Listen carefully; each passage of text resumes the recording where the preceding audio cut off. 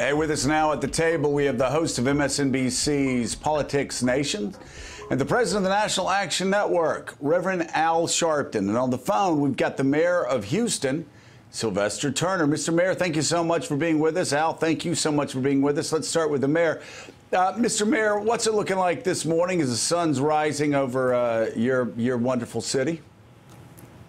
This morning for the city of Houston, we're in the process of transitioning from rescue to recovery.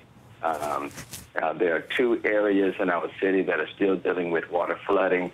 One is in northeast Houston, the Kingwood area, and that's in part due because of water that was released from Lake Conroe. So that area is improving gradually, but they're still dealing with water flooding. The other areas in West Houston, and they're dealing with flooding because of the release of water from the reservoir, and that release will continue for some time. And so enough houses that were not flooded as a result of the rainfall are being flooded because of the release. But the Corps of Engineers is having to balance the capacity of water on the west side of the reservoir with having to release it to the east side. With that exception, based on our aerial view yesterday, most of the city is now dry. And so we're turning to recovery, and we're going to, it's housing, especially for individuals who homes were greatly damaged. And I suspect the structural damage in the city of Houston could be anywhere from 40 to 50,000 units, if not more. We're going door to door. We started that yesterday in many of our communities all over, especially low-income areas, to make sure that we have not missed anyone. So we're doing that. But housing. People need to transition to a better place as soon as possible. The other thing that we're highlighting is debris removal.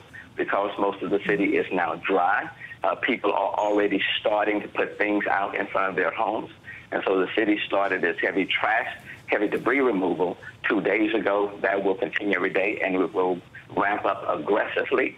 And we need, FEMA's assistance now. We need an army of FEMA agents on the ground to assist people in that transition process.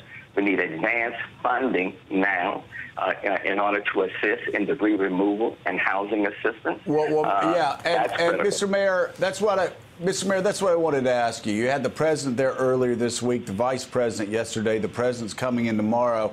If any of them are listening right now, what is your #1 priority? What can the federal government do for you and the people of Houston to alleviate suffering the most right now? What's your top priority from the government? We need advanced funding now, not a reimbursement system, but advanced funding now for transitional housing. People need temporary permanent housing because, number one, people can't stay in shelters forever, although we've started to reduce our population of those in shelters in Houston now. But we need that. There are a number of people, for example, who may not be homeowners, but may be renters, and they need assistance as well, and they need that now. There are people with families, with children, and they need assistance. The debris removal for the city of Houston alone, just on debris removal, that's going to cost about $200 million, and that is starting to happen right now, not a week from now or 2 weeks. Most of the city of Houston is dry, and those things are being put out. If you don't get that debris up right now, it will become a major public health issue. So we don't need a reimbursement system, so to speak. What we need is financial assistance right now in order to provide housing to people regardless of their socioeconomic status, and so that they can rehab or rebuild their homes or their apartments. And number two, to get this debris up right now as quickly as possible as we work on some other things. All right, Mayor Sylvester Turner, Mayor of Houston, thank you so much for calling in and delivering your message loud and clear. And I'm sure it's a message that's been received in Washington, D.C. Al Sharpton, let me bring you in. Obviously, flooding is indiscriminate. It goes after poor and rich and black and white, Hispanic, everybody the same, especially when the flood waters rise like this. But there is a disproportionate impact felt by the poor, is there not? Certainly, there's a disproportionate impact because they are in areas that are harder to redevelop, and dealing with how you're going to finance, refinance, insurance issues of now. All of that has a disproportionate impact.